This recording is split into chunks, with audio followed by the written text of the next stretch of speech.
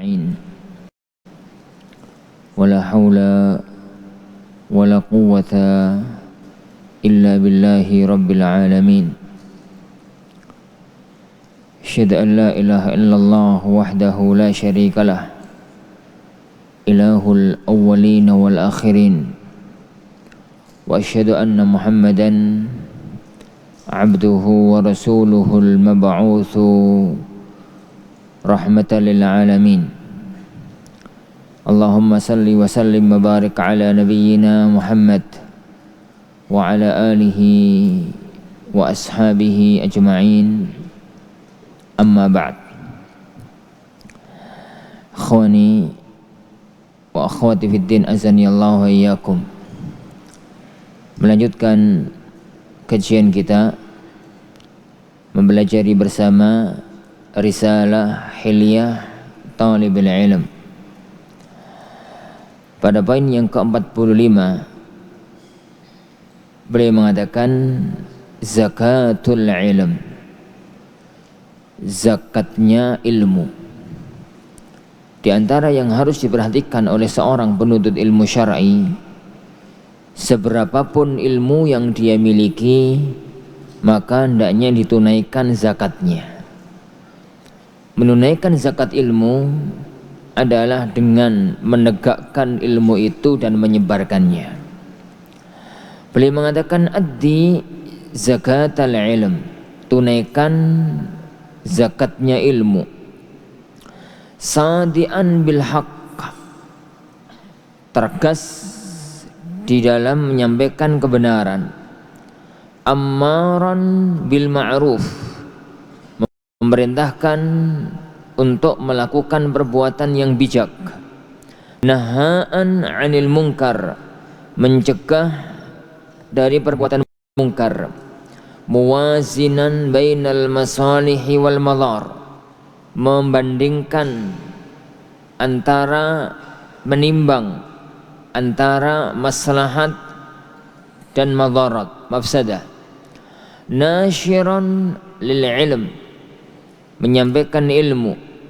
Wa hubbin naf'i wa badli al-jah, dan mencintai, senang untuk memberi manfaat kepada orang lain dan mencurahkan semua kemampuannya, kedudukannya untuk manfaat kepada orang lain.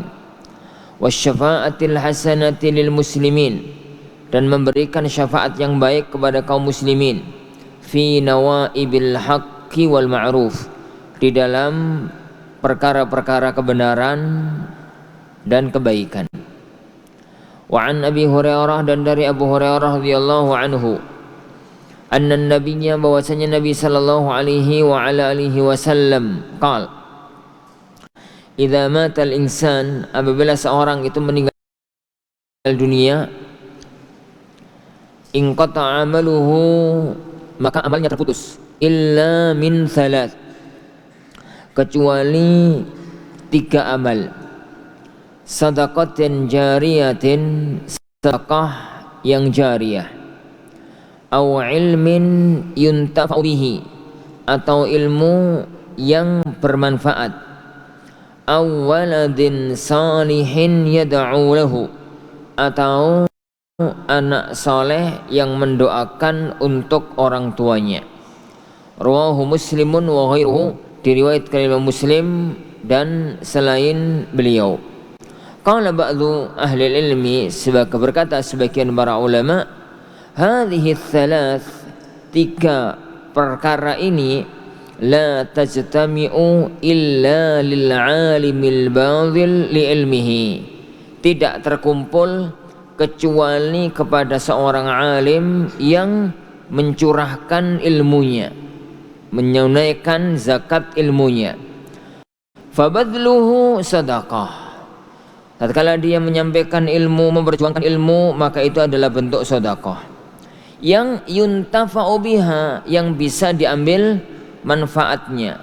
Wal mutalaqqi laha ibnun lil alimi fi ta'allumihi alaih, sedangkan orang-orang yang mengambil ilmu dari dia adalah kambia, seorang anak dari dari seorang alim tadi tatkala dia belajar dari sang tab. Wa'idin azanillahu wa iyyakum.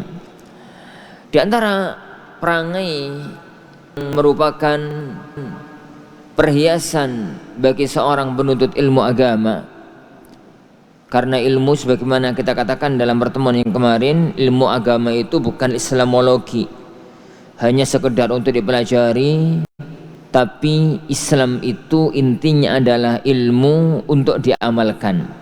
Amal landasannya ilmu. Itulah jalan kelompok yang selamat, itulah jalan yang lurus. Tatkala Allah Subhanahu wa taala firman, yani ihdinas siratal mustaqim siratal ladzina an'amta 'alaihim ghairil maghdubi 'alaihim waladdallin. Allah Subhanahu wa taala menyebutkan 3 jalan. Jalan yang pertama jalan al-maghdhub 'alaihim, jalan orang yang dimarahi, dibenci oleh Allah, orang yang punya ilmu tapi tidak mau mengamalkan ilmu yang dimiliki. Yang kedua, kelompok waladhdallin, orang-orang yang sesat. Kenapa? Mereka adalah orang-orang yang semangat beramal tapi tanpa landasan ilmu, sehingga menjadi kelompok yang tersesat. Yang ketiga adalah orang yang selamat dari kedua kelompok tersebut, dan merekalah orang-orang yang memegang jalan as-sirat al-mustaqim, yaitu orang yang ilmunya untuk diamalkan dan orang yang amalnya dilandasi dengan ilmu, Lah, karena memang Islam adalah semacam itu, ilmu yang kita pelajari adalah semacam itu karakternya, maka beliau mengatakan seorang yang memiliki ilmu hendaknya menunaikan zakatnya ilmu, dan menunaikan zakatnya ilmu itu ada 2 sisi. Yang pertama, mengamalkan ilmunya.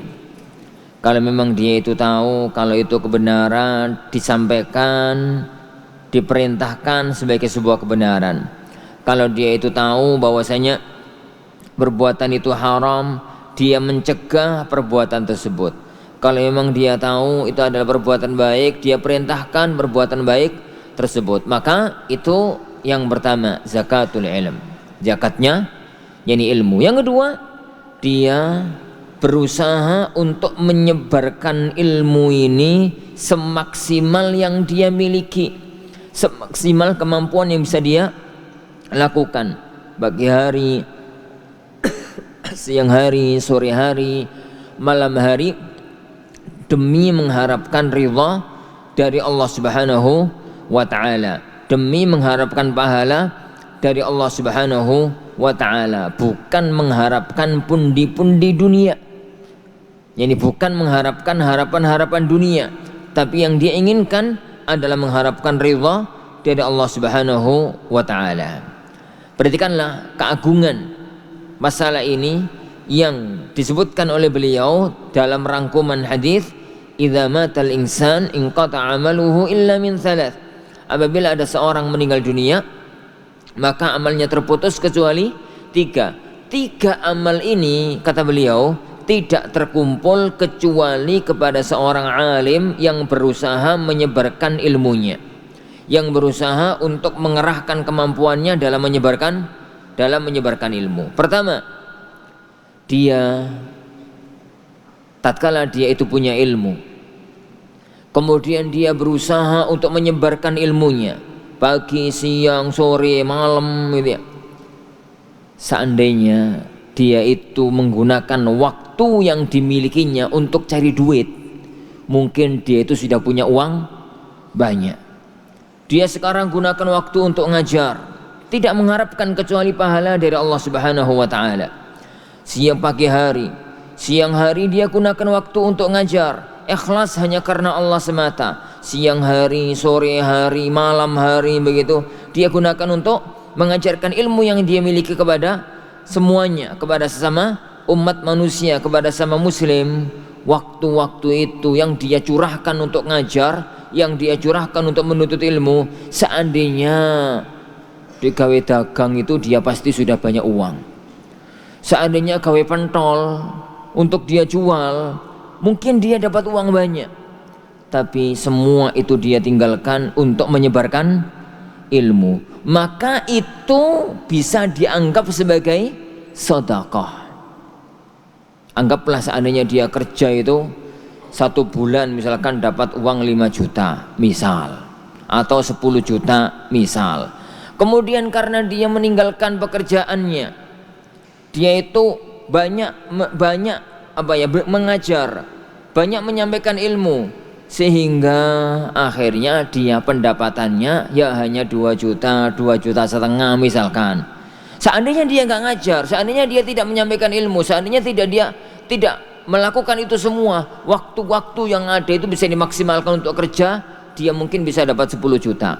Maka sebenarnya orang itu telah sedekah 7,5 juta sebulan tersebut. Maka itu yang beliau katakan tadi, fabadluhu sedekah. Dia tatkala menyampaikan, menyebarkan ilmu ke tengah masyarakat, itu adalah bagian dari sedekah. Itu pertama. Yang kedua, yang dia sedekahkan itu wujudnya sekarang bukan duit. Yang dia sedekahkan itu adalah ilmu. Ilmu yang dia miliki, dia sebarkan. Dan itulah ilmun yuntafa'u bihi, ilmu yang diambil manfaatnya oleh masyarakat, yang bermanfaat. Lah, tatkala dia menyampaikan ilmu, mau nggak mau dia itu akan punya jamaah, dia itu akan punya umat, dia itu akan punya santri, dia itu akan punya murid. Maka umatnya, jamaahnya, santrinya, muridnya, mereka adalah anak-anak dia. Dan itu adalah keutamaan agung yang tidak dimiliki kecuali oleh al-alim al-badhil li ilmihi, seorang alim yang dia itu berjuang untuk menyebarkan ilmunya, berjuang untuk melakukan ilmunya. Adapun setelah itu semua, kemudian ada sesuatu yang dia dapatkan dari urusan dunia tanpa itu menjadi tujuannya, maka itu adalah ajilu busyrul mu'min, kegembiraan seorang mukmin yang disegerakan. Tapi tetap ya akhwan, ana nasihatkan, hati manusia itu lemah. Hati manusia itu lemah. Negeri kita, zaman kita itu lumrahi orang itu kalau ngajar itu oleh duit. Lumrahi orang itu kalau kemana-mana ngajar itu dapat duit. Itu sudah lumrah negeri kita. Kalau kemudian antum datang, diundang misalkan ngajar sebuah tempat, pulang-pulang misalkan kemudian dikasih sesuatu, kemudian antum tolak, besok antum malah nggak boleh ngajar lagi di situ karena jamaah malu, jamaah izin, jamaah ewuh pakai ewuh. Itu kan negeri kita. Maka dalam kondisi semacam itu, pertama anda nasihatkan jangan jadikan itu niat. Jangan sampai gara-gara kondisi semacam itu kemudian hati berubah. Awalnya itu berangkat ngajar itu untuk lillah. Awalnya berangkat ngajar itu mengharapkan pahala dari Allah Subhanahu wa ta'ala, mengharapkan surga. Tapi lama-lama setiap berangkat ngajar, akhir pekan dikai amplop toh. Yani ada yang sebulan akhir bulan dikasih amplop tawabel ngono ya, ternyata isinya kertas.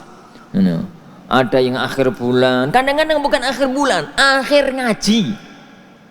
Berangkat pulang-pulang dikasih sesuatu. Karena itu sudah sesuatu yang lumrah.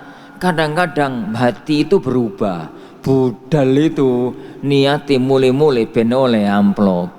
Hati-hati ya akhwan, itu yang membuat hati itu sering luka. Itu yang membuat hati itu sering berubah.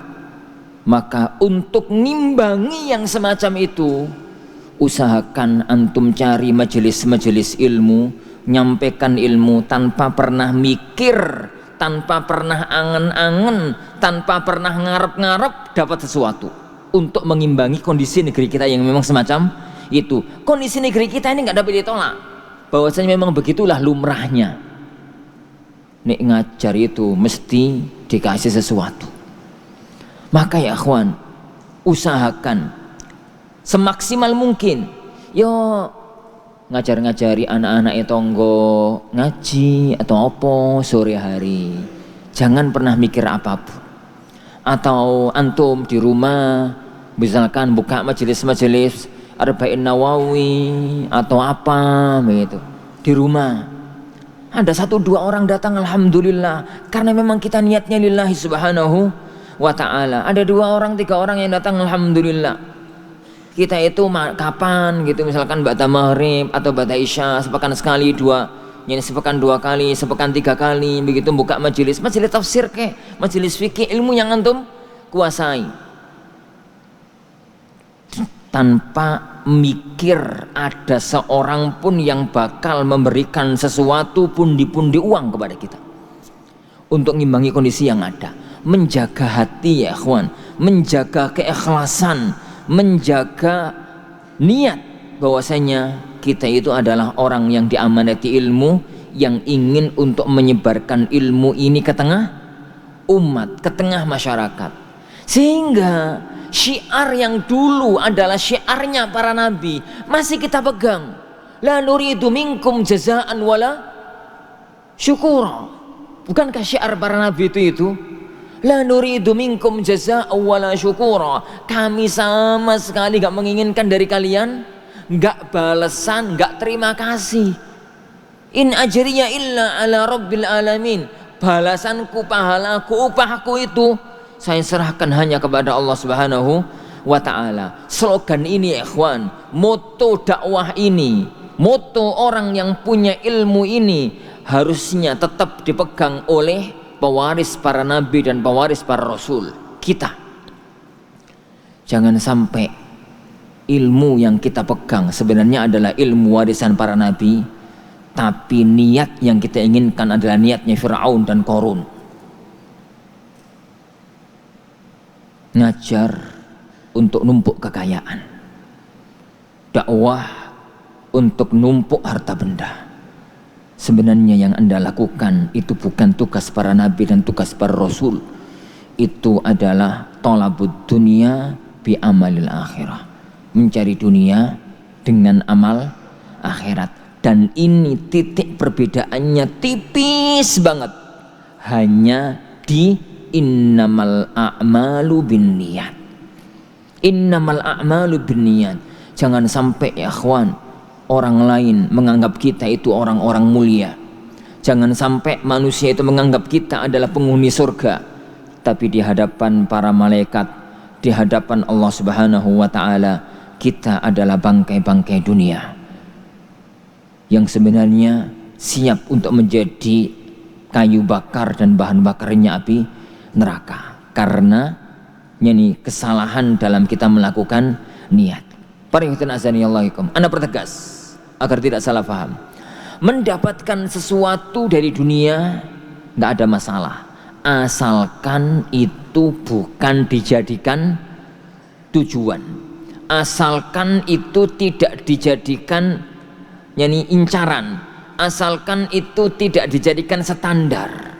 Makanya dulu Anda sering ngomong sama antum, kalau nanti antum keluar dari pesantren ini, kemudian antum sudah atau mungkin melanjutkan sekolah, lulus dari sekolah lah, kemudian siap untuk terjun ke tengah masyarakat, jangan sampai pertimbangan jar di mana itu pertimbangan gaji. Jangan sampai sama sekali akhwan, pertimbangan ngajar itu pertimbangan mau ngajar di pesantren A, mau ngajar pesantren B, mau ngajar pesantren C itu karena gaji. Jadikan pertimbangan kita adalah yang termaslahat. Saya bisa ngajar pesantren A, bisa ngajar pesantren B, bisa ngajar pesantren C. Mana yang termaslahat untuk saya? Mana yang termaslahat untuk umat? Mana yang termaslahat untuk anak? Termaslahat untuk saya. Bisa jadi saya mau di sini aja lah, karena di sini dekat dengan orang tua, sekaligus ngajar, sekaligus bisa sering bakti sama orang tua. Ahlan wa sahlan, monggo silahkan. Sampai pun qadarullah ternyata pesantren yang antum hinggap padanya itu pesantren kelas elit. Karena kelas elit itu bukan tujuan. Tujuannya adalah karena tempat itulah yang dekat dengan orang tuaku, sehingga saya bukannya setahun 2 kali untuk silaturahim ke orang tua, tapi seminggu sekali, sebulan 2 kali, sebulan sekali bisa sungkem ke hadapan orang tua. Qadarullah, alhamdulillah, ajilu busyral mukmin, pesantren kaya raya. Tapi jangan jadikan tujuan. Atau mungkin memilih satu pesantren karena saya kepingin. Kenapa kok pilihannya ke pesantren tersebut? Di sana ada Syekh Fulan Ibnu Fulan yang menguasai ilmu usul fikih. Saya selain ngajar, kepingin mulazamah sama beliau karena beliau punya majelis mulazamah di bidang ilmu tersebut. Saya selain ngajar, malam harinya kepingin mulazamah kepada beliau. Akhirnya pilihannya jatuh ke pesantren tersebut. Monggo, silahkan, meskipun qadarullah pesantrennya miskin papa. Ini misal. Atau yang lain. Jangan itu, kalau semacam itu pertimbangannya silahkan. Tapi ihdzar ya akhil aziz, barakallahu fikum. Hati-hati dan hati-hati kalau kemudian pertimbangannya ini gajinya 5 juta, fasilitasnya istri 2, apalagi gitu. Yang ini gajinya sekian, fasilitasnya sekian, yang ini gitu ya. Kemudian pertimbangan satu-satunya untuk milih pesantren adalah gaji. Wailul laka ya akhi, wailul lak. Ilmu ini ilmu warisan kenabian, jangan digunakan untuk mencari dunia. Slogan kita, moto kita itu adalah motonya para nabi, la nuridu minkum jazaan wala syukura. Moto kita adalah motonya para nabi, in ajriya illa 'alallahi rabbil alamin. Lah, kemudian setelah itu, kemudian Allah Subhanahu wa taala berikan kepada antum kekayaan, itu urusan Allah Subhanahu wa taala. Tapi yakinlah ya akhi, yakinlah satu hal yang pasti, satu hal yang pasti, bahwasanya kalau niat kita ikhlas karena Allah, niat kita itu benar-benar ingin membentuk generasi Rabbani dari waktu-waktu yang akan datang, maka insya Allah antum adalah orang yang bertakwa.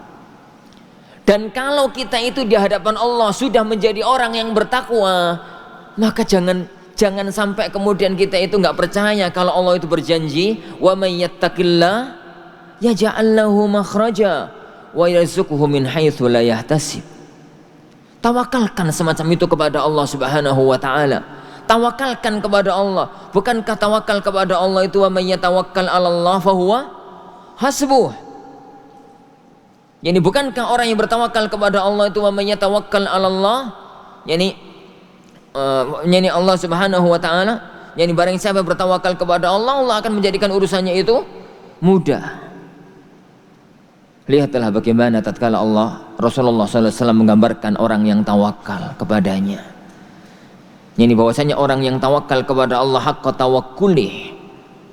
Yani law annakum tatawakkaluna 'ala Allahi haqqa tawakkulih la razaqakum kama yarzuqut tayr yaghdu khimasan wa yaruhu bitana. Seandainya kalian itu tawakal penuh kepada Allah, benar-benar tawakal, yang ini saya Allah akan memberikan kepada kalian rizki kayak Allah memberikan rizki kepada seekor burung. Kata Rasulullah SAW, burung itu gambarannya yaghdu khimasan. Yaghdu khimasan, pagi hari keluar dari sangkar itu khimas. Apa itu khimas ya ikhwan? Lapar? Bukan, tapi lapar banget. Itu khimas itu makhmasah. Kalau kita pagi hari bangun tidur jam-jam 6 belum sarapan, itu namanya ja'i', ju', lapar. Ya lapar ya, wah dari semalam belum makan, pagi-pagi lapar.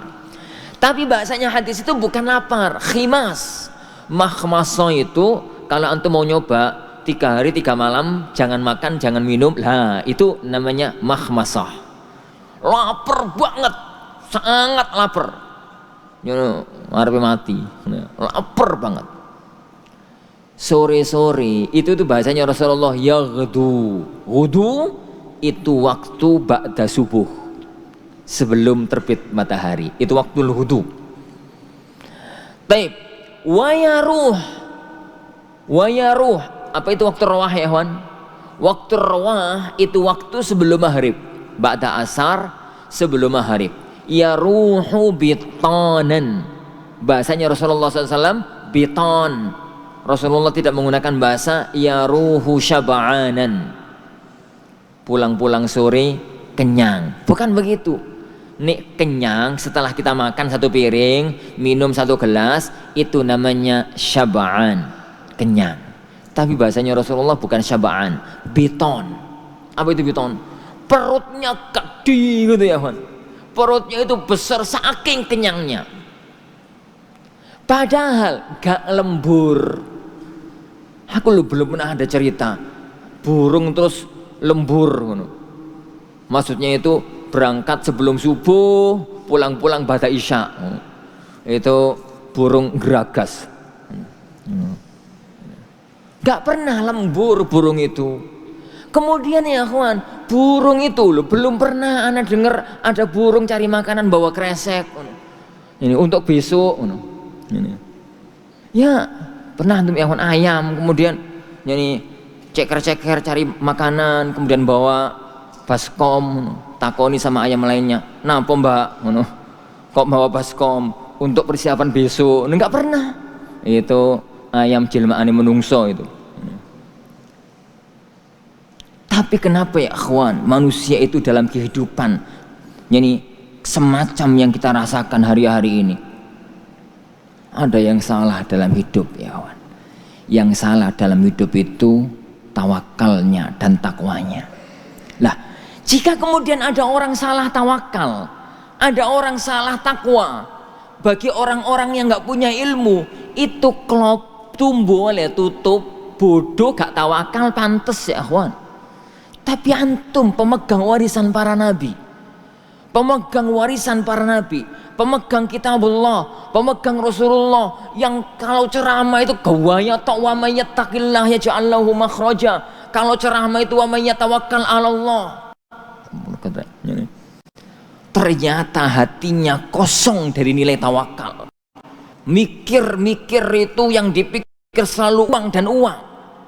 Kalau seandainya mikir uang itu memang ngerjo pacul ya, itu pantas. Ngajar Al-Quran, ngajar As-Sunnah, yang dipikir itu kalau ngajarin dapat berapa, kalau ngajari sana dapat berapa, kalau ngajari sana dapat berapa. Wailul laka ya akhi, wailul lak.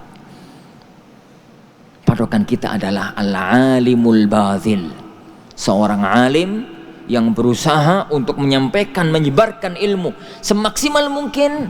Urusan dunia serahkan kepada Allah Subhanahu wa taala. Serahkan kepada Allah Subhanahu wa taala. Alhamdulillah ya akhwan. Alhamdulillah, asatidzah antum di Al-Furqan ini loh. Kalau dihitung dengan hitungan matematika ya kawan, mati sudah. Gaji yang mereka terima sebulan itu loh berapa? Istrinya 1, anaknya berapa? Anaknya 10. Itu anaknya 10. Oke lah, gak apa-apa lah gawe contoh. Istrinya 1 aja atau baru satu aja lah. Anaknya 10, gitu ya. Tapi tatkala Allah mentakdirkan anak punya mobil, ada jalannya ya kawan. Ya nggak tahu lah siapa yang ngasih, siapa yang belikan, pokoknya kan punya. Tatkala Allah mentakdirkan anak punya rumah, ya punya rumah, lantai 2 lagi. Ini lantai 2 lagi. Tatkala Allah mentakdirkan, ada ya akhwan, jalan itu ada. Kalau dipikir dengan hitungan matematika gak nyambung. Makanya kalau anak ketemu sama Pak D, ketemu sama Pak Le, itu pertanyaannya gajimu piro Bik? Ini aku ketawa, senyum. Ada 20 juta anak yang guyu ya ikhwan, ketawa. 20 juta bangkrut ya Rukun. Mereka itu bayangkannya anak 10, istri 1, itu kalau nggak 20 juta nggak bisa makan. Yakinlah ya akhwan kepada Rabbul Alamin. Yakinlah kepada Rabbul Alamin. Harta itu bukan banyaknya. Harta itu berkahnya. Pokoknya yang penting bagi kita adalah ikhlaskan niat, curahkan kemampuan untuk menyampaikan agama Allah ini. Allah pasti akan jamin kehidupan kita, dunia dan akhirat. Dan manusia yang paling beruntung di muka bumi ini adalah orang yang amalnya amal akhirat, tapi mendapatkan dunia, mendapatkan akhirat. Mendapatkan dunia, mendapatkan akhirat. Ana belum pernah dengar sampai detik ini ada kiai mati kelaparan karena ini banyak ngajar. Tapi fakta yang sering muncul, kiai asatidzah itu rata-rata hidupnya mapan. Kenapa? Itulah janji Rabbuna Jalla wa'ala. Asalkan takwa, tawakal. Lah, untuk jadi takwa itu butuh noto hati. Bahwasanya kita itu ngajar itu lillahi rabbil alamin, untuk Allah Subhanahu wa taala. Wallahu alam bissawab. Nah. Baik, kita teruskan. Fahris ala hadhil hilyah. Berjuanglah, berusahalah untuk memegang hilyah ini. Wahiyya ra'su thamarati ilmik, karena itu adalah puncak dari buah ilmumu, ujung dari buah ilmumu. Wali syarafil ilmi, dan karena kemuliaan ilmu. Fa innahu yazidu bi kathrati infaq. Ilmu itu semakin bertambah kalau banyak dinafkahkan, maksudnya banyak disampaikan, banyak diajarkan. Wa yanqusu ma'al isfaq, ma'al isfaq wa afatuhul kitman. Dan ilmu itu akan berkurang kalau orangnya itu syafaqah, orangnya itu nggak mau menyampaikan, eman-eman itu kalau bahasa Jawa. Wa afatuhul kitman, dan penyakitnya itu adalah menyembunyikan ilmu. Wala tahmil kada'wa fasadiz zaman, jangan membawamu, menyeret kamu klaim bahwasanya zaman ini telah rusak. Wa ghalabatul fusaq, dan banyaknya orang-orang fasik. Wa dha'fu ifadatin nasiha, dan lemahnya manfaat dari sebuah nasihat. An wajibil ada'i wal balagh, dari kewajiban menyampaikan ilmu. Fa in fa'alt, kalau kamu melakukan itu, fa hiya fi'latun yasuqu 'alaiha al-fusaqu adh-dhahab al-ahmar, maka perbuatan kamu itu ini akan dibawakan oleh orang-orang fasik emas merah. Maksudnya kalau waliyatimma lahumul khuruj 'anil fadilah, agar mereka tambah senang untuk bisa keluar dari kemuliaan, waraf'u liwa'ir radhilah, dan mengibarkan bendera kehinaan. Maksudnya apa ya kawan? Kalau kemudian ada sang alim, para ulama, para asatidzah, para kiai itu nggak mau untuk menyampaikan ilmu, nggak mau untuk berjuang dalam berdakwah, alasannya nggak usah Ustaz, disampaikan ilmu juga gono manfaati kok, didakwah juga gono manfaati, wis nak turu ae.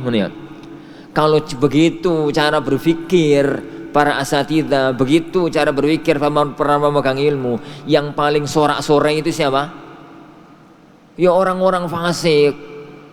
Yang mereka itu kalau mampu, mereka itu mungkin akan ngasih hadiah ke Ustaz. Wes Ustaz, ini hadiah untuk sampean, sampean enggak usah ceramah, enggak usah apa-apa gitu. Karena mereka senang.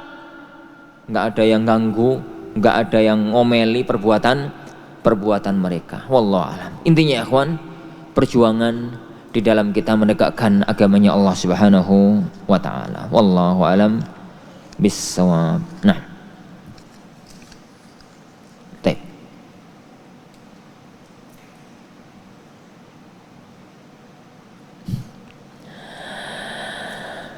Mohon nasihatnya Ustaz bagi kami yang ilmunya masih sedikit akan tetapi sudah dikenal di desa. Alhamdulillah dikenalnya di desa. Ini yang paling susah itu ilmunya dikit atau kadang-kadang nggak punya ilmu tapi dikenal followernya ribuan jutaan. Dan itu banyak model-model orang semacam itu. Ala kulli nabarahidan azani Allah wa iyyakum. Jika antum diberikan oleh Allah kemampuan sehingga antum itu menjadi orang yang dikenal. Karena bagi orang awam ya akhwan, orang itu punya ilmu nggak punya ilmu itu nggak terlalu kentara. Bagi orang awam, orang punya ilmu itu ceramahnya enak. Pokoknya orang itu orator, pinter ngomong, pinter menyampaikan, itu berarti alim. Padahal belum tentu. Ada orang pinter tapi kalau ceramah bulat kayak bola ruwet. Ada orang itu nggak terlalu pinter tapi kalau ceramah runut bagus gitu. Lah, kalau memang Allah mentakdirkan antum untuk menjadi orang-orang yang dikenal duluan sebelum punya ilmu, pegang sabda Rasulullah SAW, ballighu anni walau ayah. Boleh menyampaikan ilmu silakan, tapi ilmu yang dipastikan benarnya. Kalau memang hanya tahu 1-2, ya sampaikan 1-2. 3 katakan saya belum tahu. Penyakitnya orangnya sudah kandung diustadkan, itu nyaman diustadkan sehingga akhirnya kebablasan untuk menyampaikan ilmu sebelum waktunya, dan suatu ketika nanti orang-orang semacam itu akan mudah untuk kebongkar. Yang kedua, perjuangkan diri. Perjuangkan diri. Berjuanglah untuk layak dengan anggapan yang ada di kampung. Gini, dengan anggapannya ada di kampung, malulah pada diri antum sendiri ya akhwan. Kayak ada orang gitu. Jadi ada orang itu kalau kemudian nyebut antum itu dengan sebutan-sebutan, ya syekh, fulan, masya Allah. Kita dianggap orang alim, padahal kita tahu kita itu ya ilmunya dikit. Berjuanglah untuk layak disebut sebagaimana sebutan mereka. Butuh perjuangan, diperjuangkan agar kita itu benar sebagaimana yang mereka harapkan. Mudah-mudahan husnullonnya mereka kepada apa yang kita miliki menjadikan kita malah terdorong untuk mencapai apa yang kita inginkan, untuk mencapai apa yang kita inginkan. Wallahu a'lam.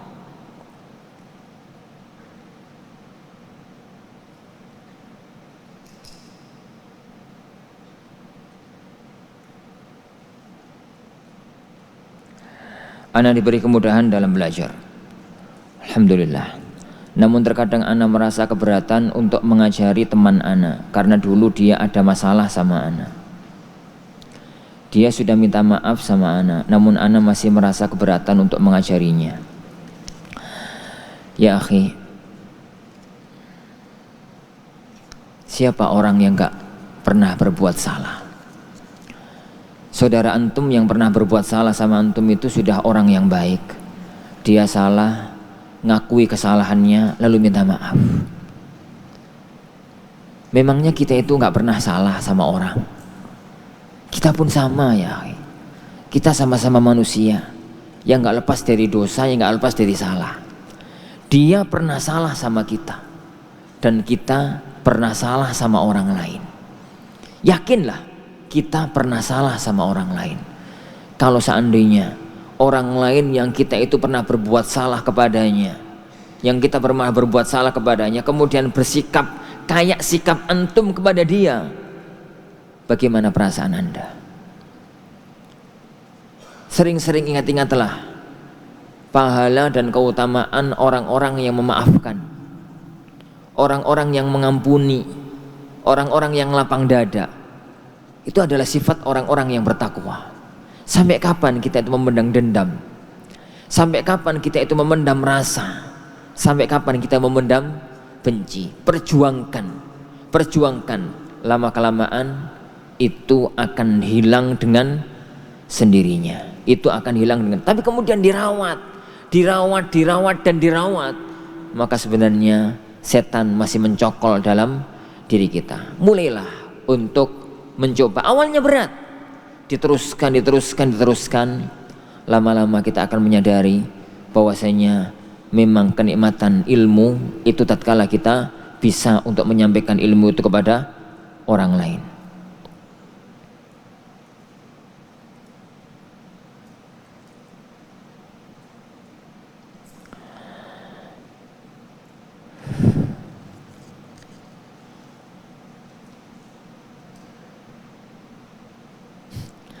Jika yang termaslahat bagi kita adalah yang gajinya tinggi supaya bisa mencukupi kebutuhan rumah tangga, bagaimana Ustadz? Itu bukan maslahat ya. Berarti pikiran antum itu duit. Omongan karena untuk mencukupi kebutuhan rumah tangga itu adalah pembenaran. Jadi jadikan alasan itu yang lain.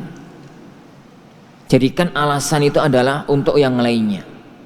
Yang termaslahat apa? Yang termaslahat apa? Yang terbaik apa?